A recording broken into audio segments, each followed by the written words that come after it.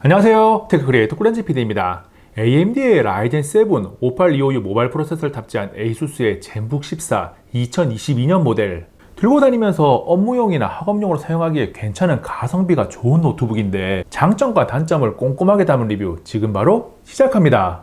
ASUS 젠북 14 UM3402YA KP09W의 주요 스펙을 빠르게 짚어보면 AMD의 라이젠 7 58256 CPU, AMD 라디온 그래픽스 내장 GPU, LPDDR4X 16GB 램, PCIe 3세대 M.2 NVMe 512GB SSD, 2560x1600의 해상도를 지원하는 16:10 화면비의 14인치 디스플레이, 75Wc 배터리를 탑재하고 있습니다. 스펙에서 조금 특이한 부분은 AMD의 라이젠 7 58256 CPU인데 AMD의 라이젠 5000 시리즈 모바일 프로세서 중 높은 효율성과 강력한 성능을 자랑하는 이 시리즈가 모르고 보면 어떤 것이 최신인지 헷갈릴 수가 있어서 알기 쉽게 표를 하나 만들었어요. 젠2 아키텍처 기반의 5306, 5506, 5706가 가장 먼저 나왔고 그 다음 젠3 아키텍처가 적용되어서 모든 면에서 성능이 향상된 5406, 5606, 5806가 나왔는데 우리가 흔히 세잔이라고 알고 있는 시리즈입니다. 그리고 2022년에 세잔의 리프레시 버전으로 역시나 젠3 아키텍처가 적용된 바르셀로가 나왔는데 라이젠 3 54256, 라이젠 5 56256, 라이젠 7 58256가 있어요.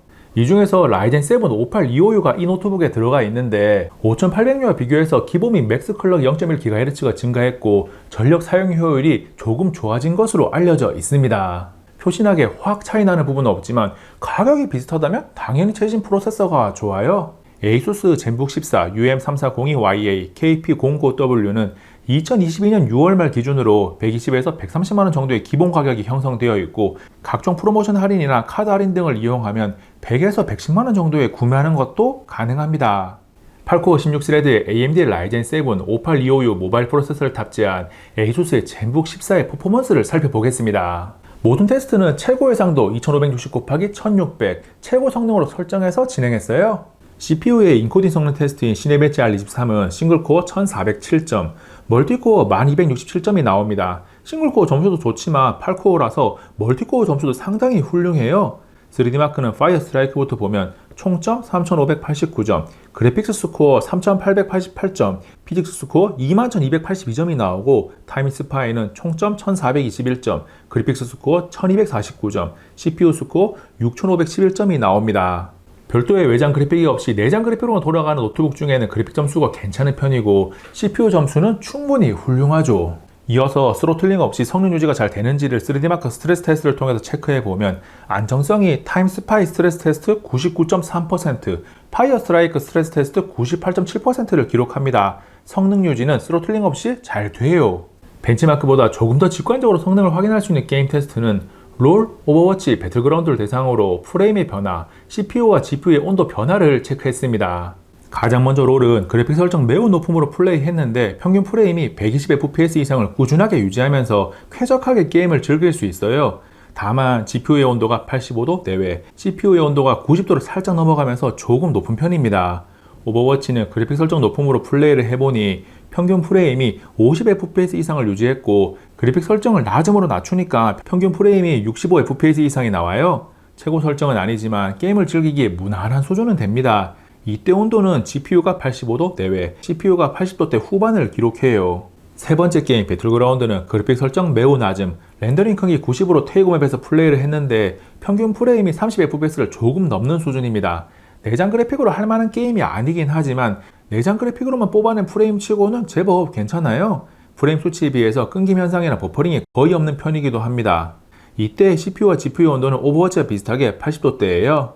저는 모든 게임 테스트를 기본 최고 해상도인 QHD급으로 했는데 FHD로 게임을 해도 충분하다면 프레임을 조금 더 확보할 수 있어요. 오버워치를 예로 보면 맵에 따라서 조금은 다를 수 있는데 일반적으로 평균 프레임과 하위 1% 프레임 모두 최소 5fps 이상 향상됩니다. 게임 테스트 결과를 보면 내부 프로세서 온도가 낮지 않아요. 그래서 가장 많은 열이 발생하는 배틀그라운드 플레이 중에 키보드 위로 올라오는 열이 얼마나 되는지 열화상 카메라로 촬영을 해봤는데 키보드의 오른쪽을 중심으로 키 사이사이의 최고 온도가 43도대를 기록합니다. 노트북이 가지고 있는 구조적인 특성상 키보드 위로 올라오는 열은 없을 수 없는데 이 정도면 그럭저럭 괜찮아요. 사용해보면 발열 때문에 불편하다는 생각은 안 듭니다. AMD 라이젠 7 5825 모바일 프로세서를 탑재한 ASUS 젠북 14는 특별히 높은 퍼포먼스를 요구하는 작업을 하는 게 아니라면 팬 소음이 거의 없어서 44dB 정도를 기록하고 성능 모드에서 팬이 최대로 돌아갈 때는 55dB 내외가 나옵니다. 쿨링팬이 하나인 것 치고는 소음이 조금 있는 편인데 배경음으로 계속 들리고 있는 팬 소음을 일반적인 대화 수준인 제 목소리 크기와 비교해서 들어보면 이 정도는 괜찮다고 판단할 수 있을 거예요. 에이수스는 CS2021을 통해서 모노그램 디자인을 적용한 새로운 젠북 로고를 공개했는데 알루미늄 상판 한쪽에 자리 잡은 모습을 보니까 깔끔하면서 세련된 느낌이라서 좋습니다. 힌지가 있는 상판 아래쪽에는 에이수스 젠북이라고 영어로 작게 적혀 있네요.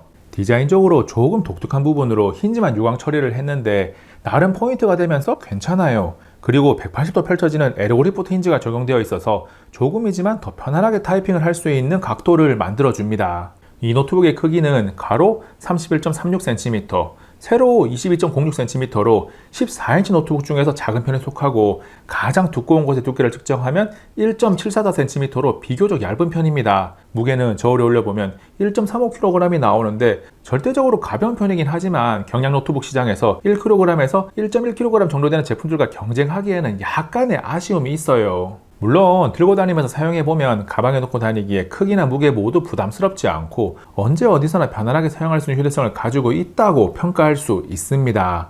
측면 확장 포트는 왼쪽에 USB-A 포트와 방열구가 있고 오른쪽에 LED 인디케이터, 마이크로 SD 카드 리더, 디스플레이 포트와 파워 딜리버리를 모두 지원하는 두 개의 USB-C 포트, 3.5mm 오디오 콤보 잭, HDMI 포트가 있습니다.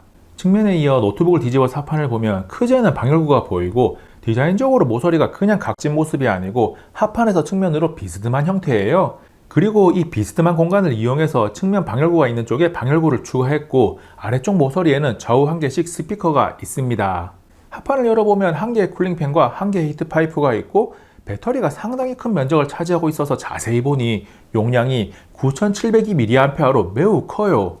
에이수스 젠북 시리즈는 대체로 디스플레이는 항상 좋은 평가를 받아왔고 이 노트북 역시 가격이 100만원을 조금 넘어가는 수준이라서 최상은 아니지만 16:10 화면비에 2560x1600의 QHD급 해상도를 지원하는 밝은 디스플레이를 탑재했습니다. 14인치 노트북이지만 업무용이나 학업용 등에 초점을 맞추고 있으니까 16:10 화면비와 고해상도 덕분에 더 많은 정보를 선명하게 한 번에 표시할 수 있는 디스플레이는 분명히 작업 효율이나 공부 효율 향상에 도움이 돼요.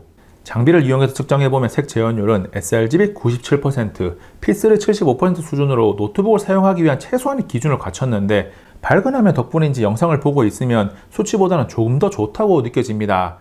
화면 밝기 측정 결과를 보면 75%에서 282.2니트, 100%에서 512.3니트로 충분히 밝아요. 노트북을 설계할 때 비용을 줄이기 위해서 디스플레이 스펙을 낮추는 경우가 제법 있는데 리뷰하고 있는 에이수스의 젠북 14는 이 가격대에서 충분히 납득할 만한 정도를 넘어서 만족스러운 디스플레이 스펙과 성능을 갖추고 있습니다.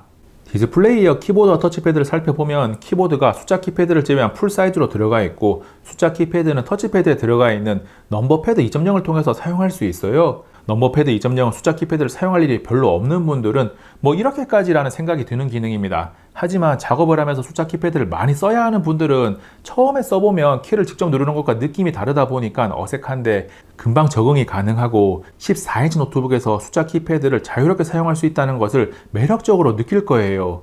키보드의 타건감도 너무 얕지 않으면서도 힘들이지 않고 타이핑이 가능해서 비교적 부드럽고 편안합니다. 키보드와 터치패드가 이 노트북을 선택하는데 제한 요소가 아닌 것은 확실해요.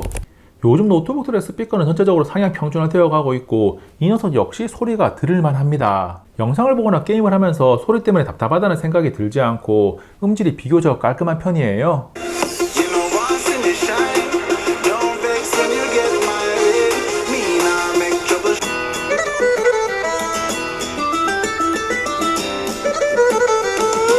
영상 초반에 하판을 열어서 9702mAh의 75W씩 대용량 배터리를 봤는데 화면 밝기 100%, 볼륨 30으로 유튜브 4K 60프레임 영상을 2560x1600 해상도 설정 상태에서 재생해보니 약 4시간 45분이 지나면서 꺼졌습니다. 노트북의 기본 해상도를 QHD급으로 설정하고 500니트가 넘는 화면 밝기로 4K 60프레임 영상을 5시간 가까이 재생할 수 있으니까 배터리가 대용량이라서 사용시간을 충분히 보장해요. 충전은 30분이 지나서 40% 정도가 되었고 1시간 7분 지나서 78%, 1시간 32분 경과 시 94%가 됩니다. 배터리 용량을 감안하면 충전 속도도 준수해요. 지금까지 언급하지 않은 소소한 내용들을 정리하면 와이파이 6E, 블루투스 5.1을 지원하고 3D 노이즈 저감 기술이 적용된 720p HD 웹캠과 AI 노이즈 캔슬링 오디오 기술을 사용할 수 있는 마이크를 탑재하고 있습니다. 그리고 노트북을 손쉽게 설정 관리할 수 있는 마이 ASUS를 사용할 수 있어요. AMD 라이젠 7 5825U 모바일 프로세서를 탑재한 ASUS의 젠북 14 어떻게 보셨나요? 100만원 초반대에 구매할 수 있는 노트북 중에서 퍼포먼스와 휴대성 사이의 밸런스가 잘 잡혀있는 14인치 제품입니다. 디스플레이, 배터리, 키보드, 스피커 등 다른 요소들도 충분히 준수한 성능을 보여주거든요. 업무용이나 학업용으로 들고 다니기 무난하면서 가격도 괜찮은 14인치 노트북을 찾고 있는 소비자라면 선택지에 넣어도 됩니다. 혹시나 아직도 AMD 노트북에 대한 의구심을 가지고 있는 분들이 있다면 이제는 그 생각 고이 접어서 보내주셔도 돼요. AMD는 데스크탑 및 모바일 프로세서 시장에서 7나노 공정을 세계 최초로 가장 먼저 적용해서 기술을 선도하고 있기도 하고 성능적으로나 가격적으로나 굉장히 매력적인 선택지입니다. 이번 영상은 여기까지. 다음에 또 만나요. 안녕.